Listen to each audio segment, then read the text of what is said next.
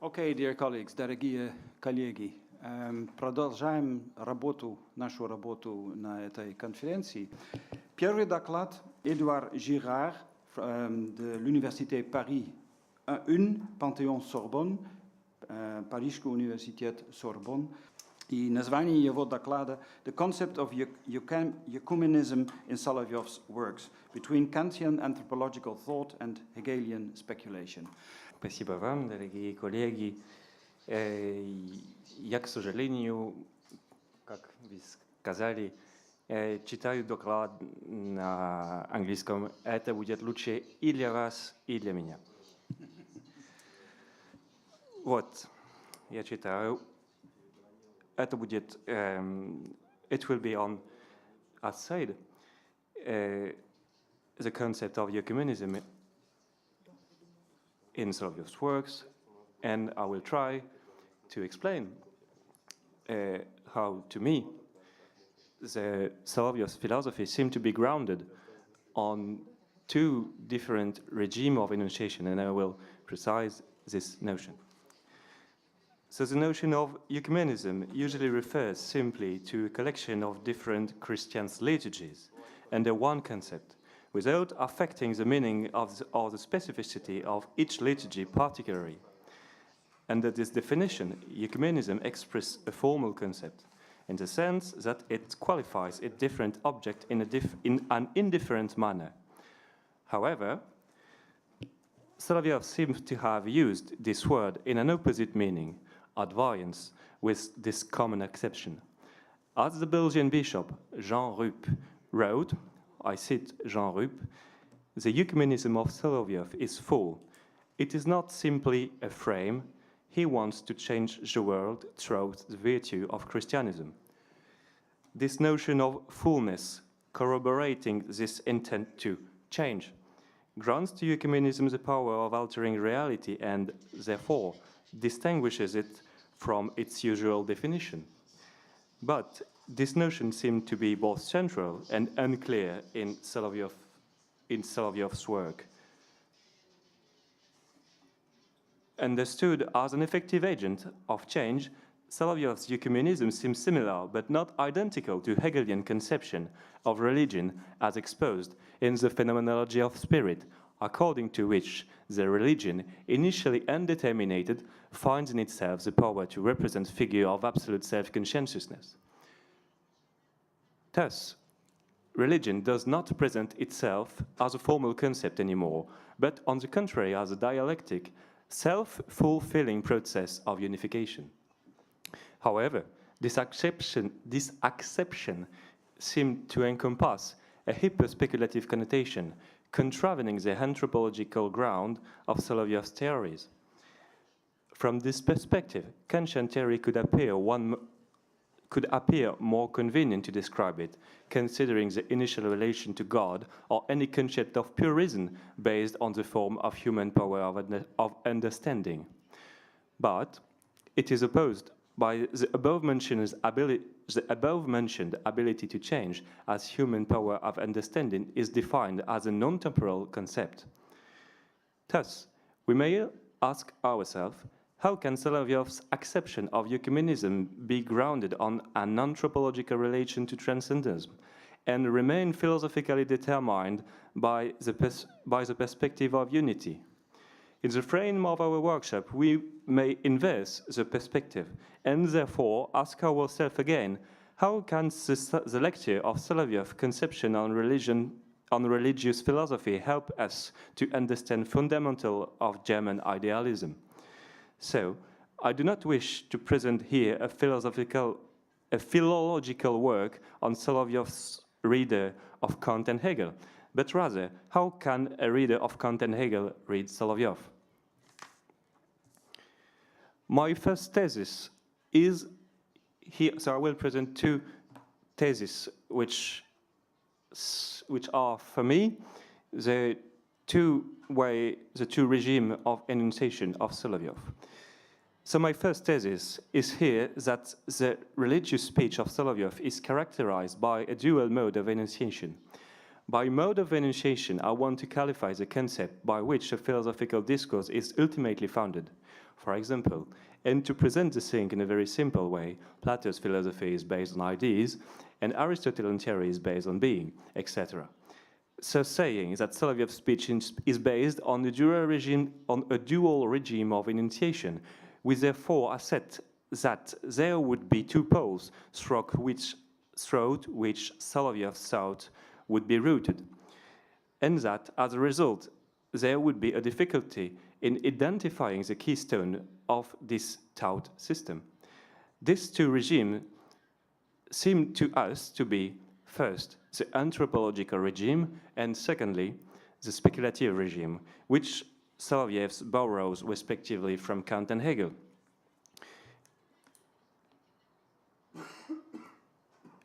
Indeed, the religious philosophy of Soloviev is characterized by the hypertrophy of the anthropological term. I quote there Soloviev in A History and Future of Theocracy. So, quote of Soloviev, if certainly in the genetic order man appears after other terrestrial beings, and if he is materially conditioned by them, in the ontological order, on the other hand, he is the first of them, as a condition ideal of their existence, and they are determined by him and depend on him as their first principle and their ultimate end. End of citation, of quotation.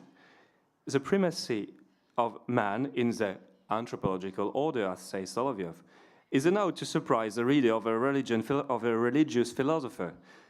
Such a position contravenes, for example, the Thomistic theory of analogy, in which Thomas considers that man, as part of the creation, whose primary causality of existence is found in God, is a derivative of a divine being, thus subsisting in a lesser degree of perfection. In this sense, man, if he is, quote once again, first in the ontological order, would then be depositary and master of his own order of existence, without subordinating to any external divinity. But this anthropologism is even clearer in the following quotation.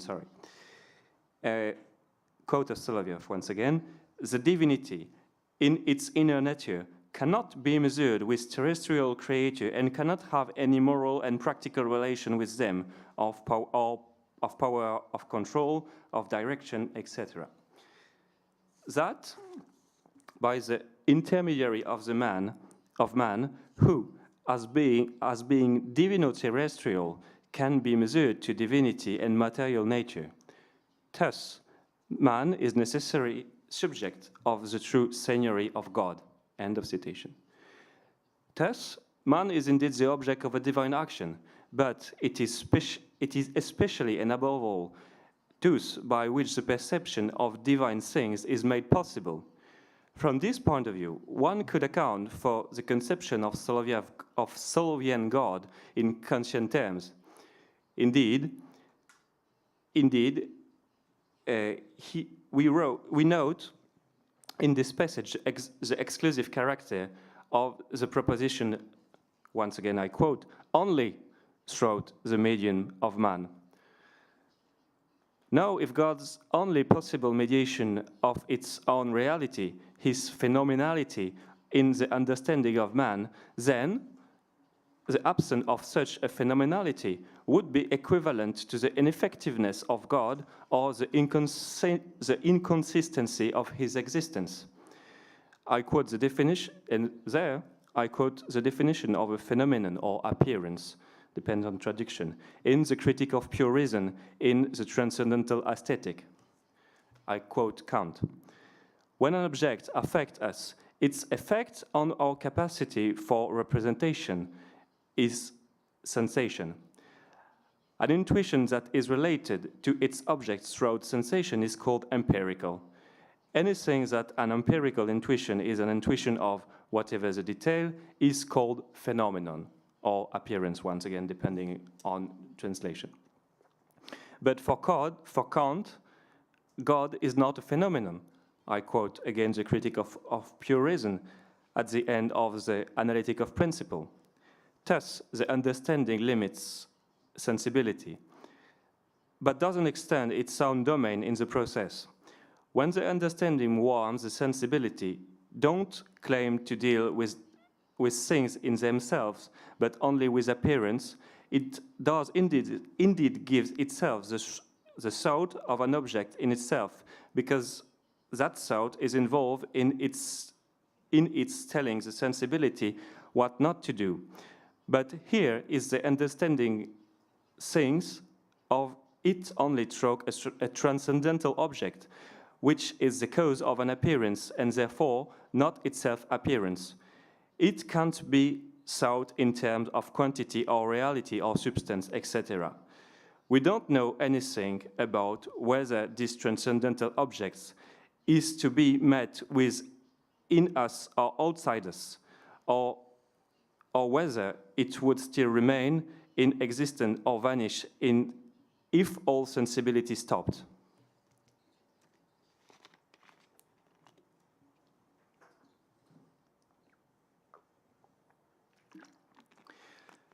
So, we understand that ultimately such a Kantian interpretation of God is not valid in the Solовьevan context.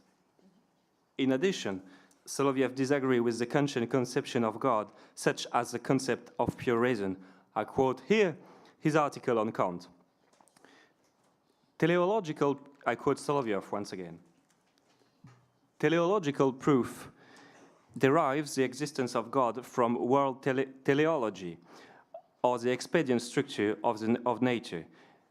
The expediency of the physical world noticed by our ability of judgment, if we ascribe to it a value independent of our mind, has, in any case, only a relative and formal character. And to explain it, it would be enough to assume some determinating force forming the goals, or a demiurge, and not the all-good, all-wise, and all-perfected God. Such a God cannot be proved theoretically and constitute only an ideal, the reliability of which is based not on the cognitive, but on the moral ability of man. This is the postulate of pure practical reason. End of quotation of Kant.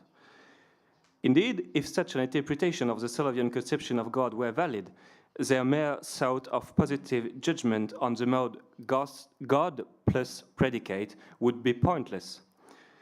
But Solовьев makes extensive use of this type of process, the proposition God is plus predicate. But there are many instances of this assertion in Solовьev's religious thought, such as God is love, in the very beginning of the text.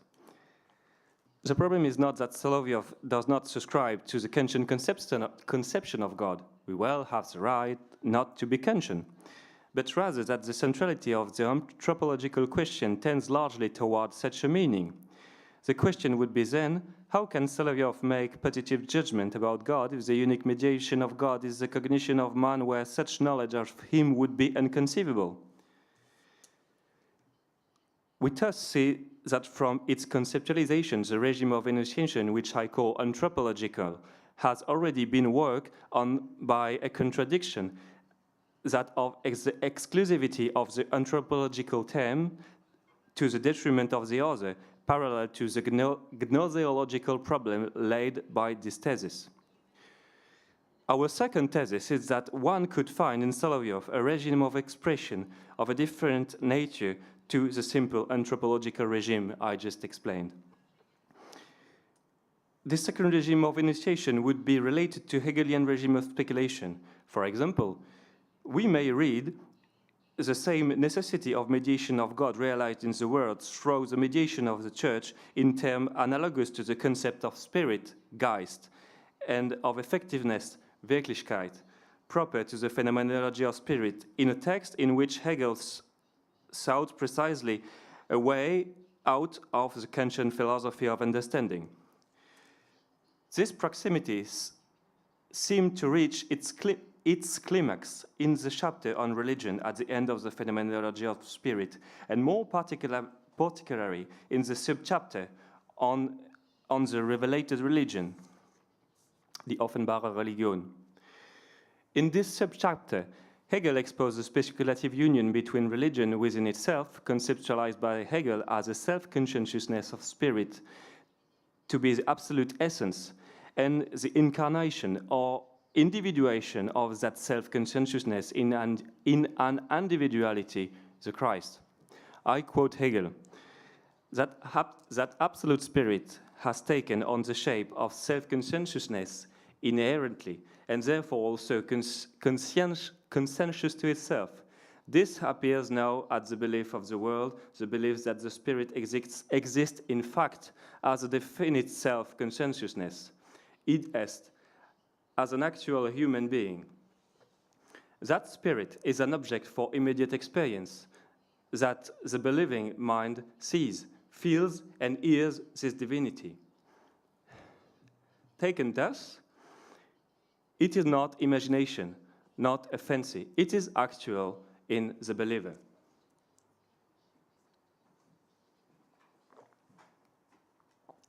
The Hegelian Christology moment of union between anthropologism and speculation could satisfy a rapprochement between both authors. But the Hegelian speculative regime cannot be satisfied with what appears to be an overdetermination, that is to say, a mode of expression too narrow for the absolute. Thus, of course, Hegelian speculation revives its own form, that of universality. The last figure of absolute knowledge, science, is thus inevitably detached from its anthropological overdetermination. I quote Hegel again. Truth is the content, which in religion is not as yet as one with its certainty. This identification, however, is secured where the content has received the shape of self. By this mean, what constitutes the very essence, namely the notion, come to have the nature of existence, id est, assumes the form of what is objective to conscientiousness. Spirits appears before conscientiousness in this element of existence, or what is here the same thing, produced by it in the element, is systematic science. The last anthropological, end of quotation, the last anthropological figure is not surprising. In fact, the first figure of conscientiousness at the beginning of the phenomenology did not imply this anthropologism. This non-anthropologism of the origin of speculation is even more evident in Hegelian thought at the beginning of the Encyclopedia of Philosophical Science, where, before taking on historical form, that is to say, actually anthropological conscientiousness comes first according to the philosophy of logic. That is to say, as being undeterminate by the philosophy of nature as a non-teleological cyclic telluric existence. Thus, speculative discourse seems, in the last resort, irremediably incompatible with the anthropological mode of expression. So, we may ask, how to escape from this paradox of enunciation between speculative regime and anthropological regime? This is where the notion of ecumenism comes into play. It seems less a concept clearly conceptualized by Solовьев than a tacit meaning of giving his discourse the unity it promotes for the church in general. We would rather find in Solовьev's historical narrative. We would rather find it in Solовьев's historical narrative mode.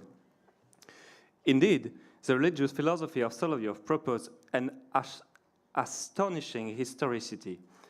Indeed, in his work, biblical history does not seem to recover an ontological status different from that of the history of modern Russia. In History and Future of Theocracy, for example, the flight from Egypt does not seem to have a different status than the reform of Peter the Great, form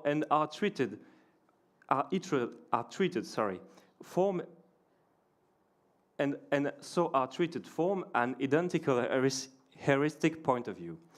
Antiquity and modern times would be treated with an identical trust in the sources. This attitude, indeed, is disconcerting. It is hard to imagine a contemporary historian treating identically biblical sources as the archives of the Bolshevik Party. The historical critical attention of Spinoza, who, in the theological political treatise, rightly applied to the biblical sources the needed prudence of a historian seeking to distinguish the true from the false, within the sources at his disposal, cannot be found here. Far from this modernist conception, for Solовьев, historical or factual truth would be not sufficient for itself. History would be essentially the place of the union or disunity of humanity in the love or the disenchantment of God, concomitant of the unity of the Church.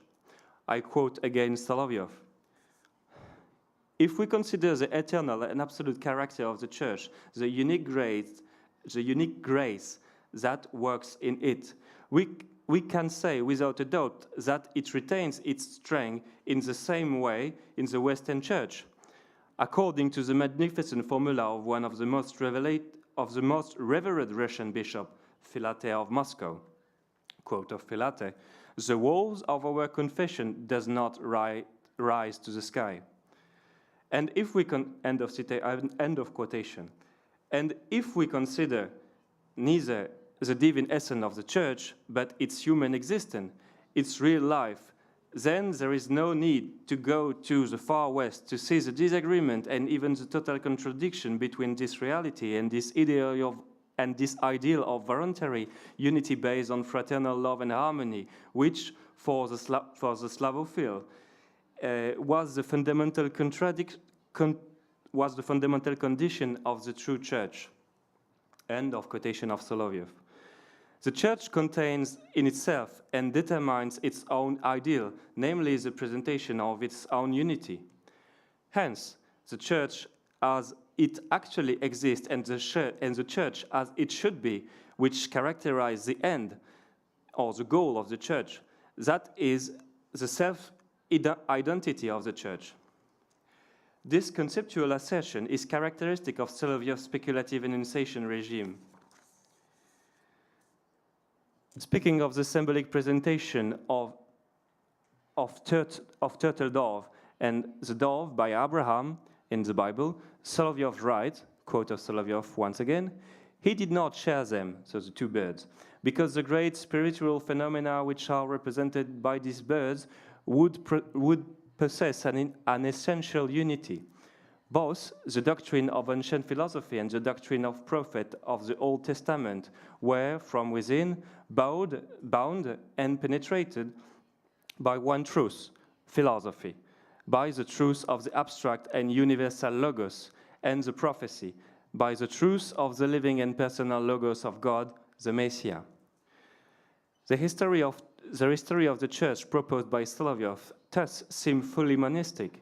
Solовьев himself employs the notion of universal history, whose Hegelian connotation is not to be demonstrated. The historical narrative mode is, from this point of view, identical to that of Hegel, philosophically exposing the teleological realization of a self-determinated concept. But we note that the speculative narration has two pairs of elements. The reference to God always has as corollary the reference to man. This polarity constitutes the anthropological regime. And at the same time, the reference to the Church always has for corollary the reference to history. A Church in itself, or abstract, is therefore totally unthinkable in Solовьevan terms. On the contrary, the Church is thought in historical and teleological terms. I quote Solовьев, according to the God-inspired understanding of the prophet of Israel, the messenger of the one who comes, the purpose of the treaty between Yahweh and his people is the true union of the Godhead with humanity. In order for this union to correspond to the infinite and the godness of God, and at the same time satisfy the deepest demand of the human soul, it must be, first, completely free, second, truly and real, third, truly universal and all-encompassing. Any restriction in these three fields would also be in contradiction with the dignity of God and the divinity of man. End of quotation. Ecumenism then appears as the anthropological conscientiousness of the historical finality of the Church, namely unity, and by this conscientiousness, communion with its not to be known object from a phenomenological point of view, namely God.